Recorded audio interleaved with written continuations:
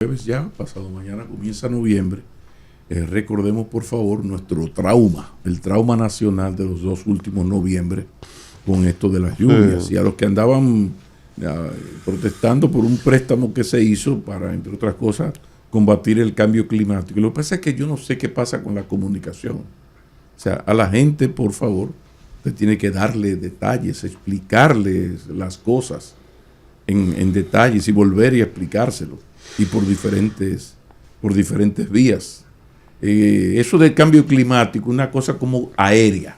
Ahora, si usted dice, mira, usted ve la locura de los dos últimos noviembre, que de repente comienza a llovinar y en 5 minutos está cayendo el diablo, ¿no? Eso se llama cambio climático. Que de repente en mayo haya una sequía, pero ¿cómo va a ser en mayo sequía si la lluvia de mayo? No, eso se llama cambio climático. O sea, todos estos desastres. Entonces hay que buscar crear esa conciencia de que el cambio climático no es esa cosa que hace 20 años uno oía una gente de Naciones Unidas hablando de medio ambiente y cosas, pero hay que llevar esa información. Me reitero en el abrazo grande a Maribel Contreras, mi gestora cultural por excelencia, además poeta, y le gusta Sabina, Serrat y Silvio, o sea que es el amor perfecto. Pero miren, Paliza estuvo ayer conversando de la buena salud de nuestra economía. Y lo cierto es que efectivamente hay una serie de estadísticas que no se pueden negar.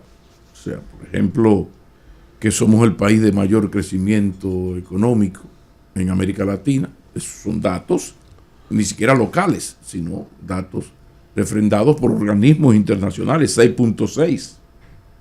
Un acumulado de 5.1 en lo que va de año. La inflación está dentro de la meta establecida. Las reservas internacionales superan los 14 millones de dólares. Todos esos son datos reales y positivos. Además, hemos mejorado 61 posiciones en justicia, 29 en transparencia y 40 en estabilidad política. Esos son datos, estos no son opiniones. Esos son los datos de nuestra, lo fundamental, los datos de nuestra macroeconomía, que son los que en parte explican nuestro éxito en lo de recibir inversión extranjera. Y son los que en parte explican, junto con la estabilidad política y la paz social, nuestro éxito con el turismo, porque el turismo, al turista no le gusta ir donde hay problemas. La condición más importante, y póngase cada quien, imagínate, qué sé yo, Madrid, que es un sitio muy preferido ahora por los dominicanos. Imagínense una huelga general, 4 muertos en Callao. Bueno, pero ven acá, en Plaza España se suicidaron a 4. No, usted no va a coger para España. Entonces la estabilidad política es fundamental. Ahora, cuando usted revisa los buenos números de la economía, de la macroeconomía específicamente, esos números tienen un gran responsable. Hay un gran señor que es el ente unificador, el que genera la confianza necesaria para que todos los sectores productivos de nuestra economía hagan lo que tienen que hacer y nos vaya bien macroeconómicamente. Ese señor que acaba de cumplir nada más y nada menos que 50 años de labor en el Banco Central se llama Héctor Valdés Alviso. Él ahora participó en la reunión anual del Banco Mundial y del Fondo Monetario Internacional, y en esa reunión pues 2 muy prestigiosas revistas especializadas en cosas de finanzas, la Global Finance y la Global Markets, pues le hicieron el gran reconocimiento, un reconocimiento que se hace a los mejores gobernadores de Banco Central del mundo.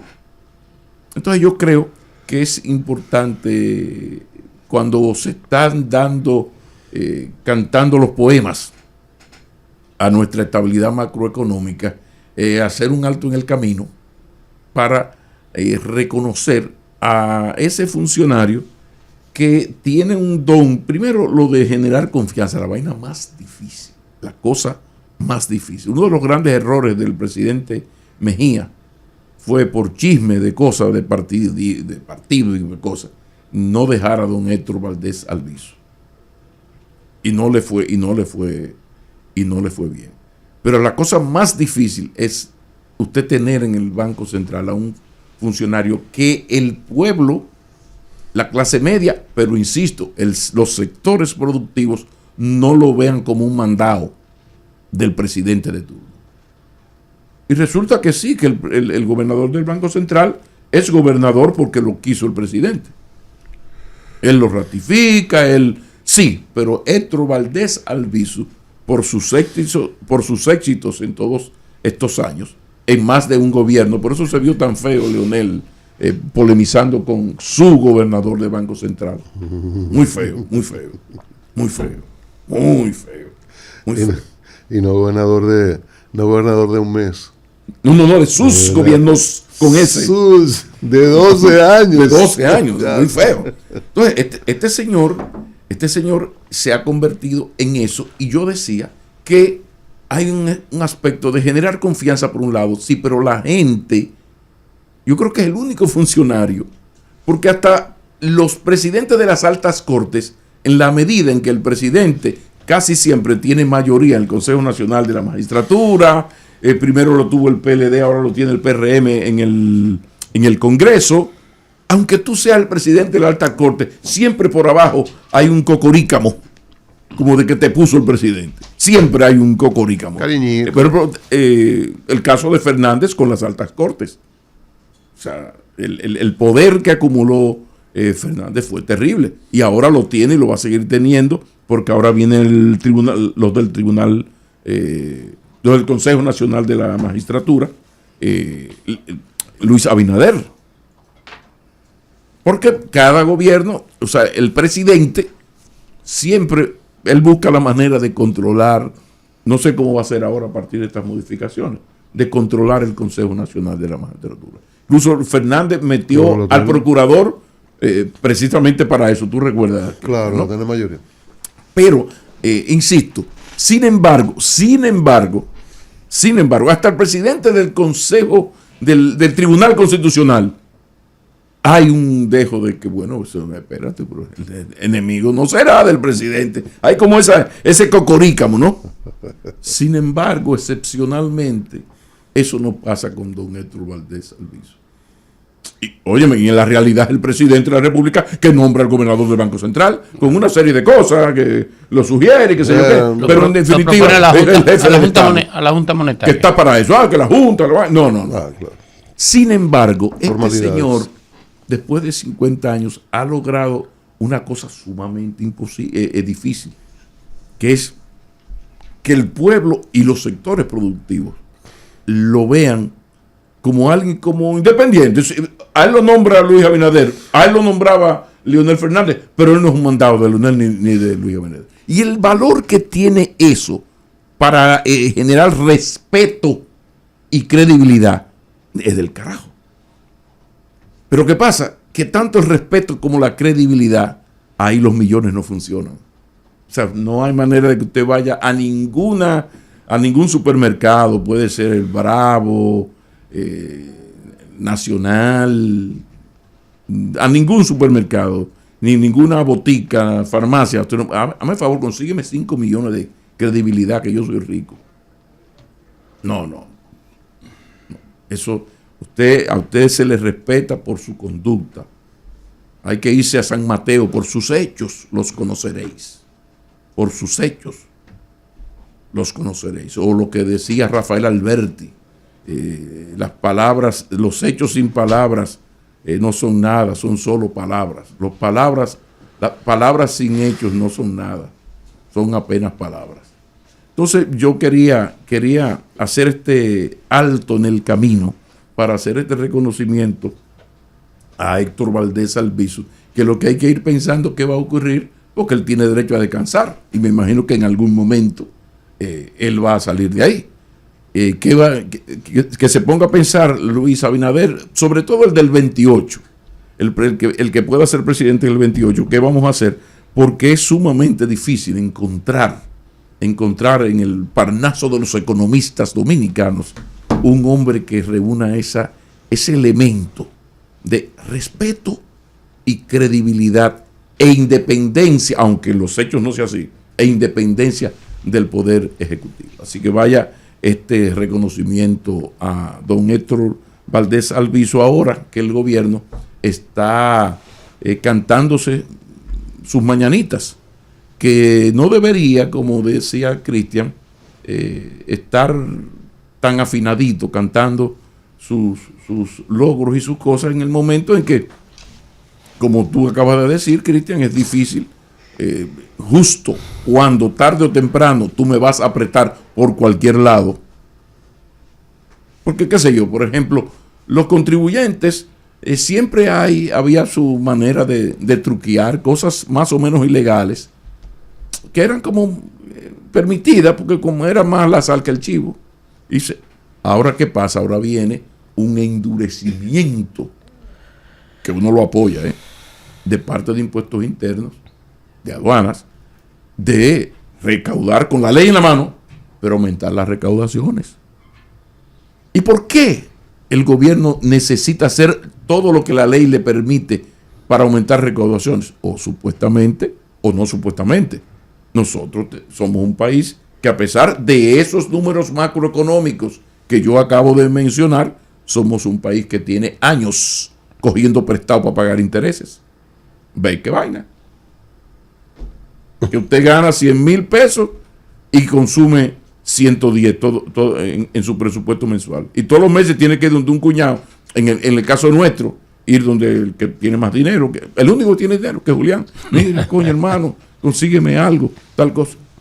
Entonces, yo no puedo llegar en un Lamborghini a la casa de Julián a pedirle los 50,000 pesos para pagar el apartamento, porque como que hay una contradicción.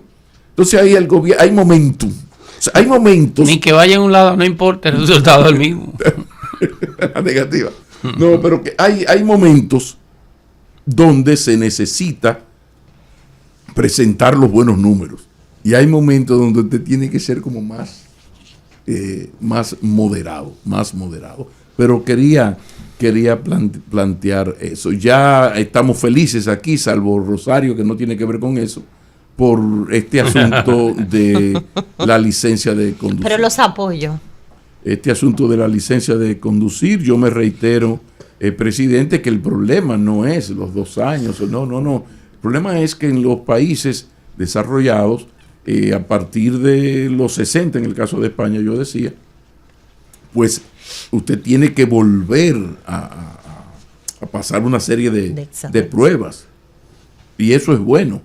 Ahora, el asunto aquí es que todo se hace con un afán de sacarle el dinero a la gente. O también con lo de la public relation. Nos está pasando ahora con esto del alcoholímetro. Los alcoholímetros deben tenerlo los DGC para cuando ocurre un accidente, cuando hay usted ve una situación que la lectura que usted le hace, ese tigre tiene que estar en romo. Entonces, déjame ver. O sea, esto, aunque la ley lo autoriza, no es para usted sentarse aquí en la Lincoln a hacer public relation, a detener un señor. La ley lo permite, sí, yo sé que la ley lo permite. Pero el espíritu de eso es, ok, una patana perdió el control, destruyó 2 casas, hay 4 muertos. Bueno, lo primero que hay que agarrar a ese señor y ponerlo a soplar.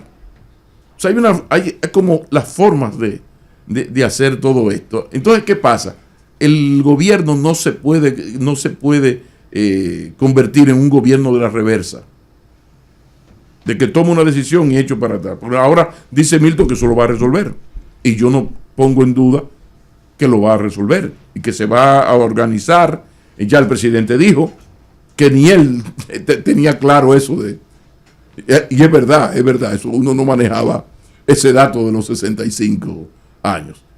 Bueno, sí, pero esto se debió atender antes. O sea, usted debió darse cuenta que es ilógico que en el otoño de la vida, cuando usted se le va nunca menos de una tercera parte al clase media, una tercera parte de los ingresos en médicos, si usted saca los numeritos es así, En ese momento donde hay menos trabajo, donde usted tiene menos fuerza, usted me va a poner a pagar más. Porque si me va a poner lo mismo de 4 años, cada 2, me duplico el pago.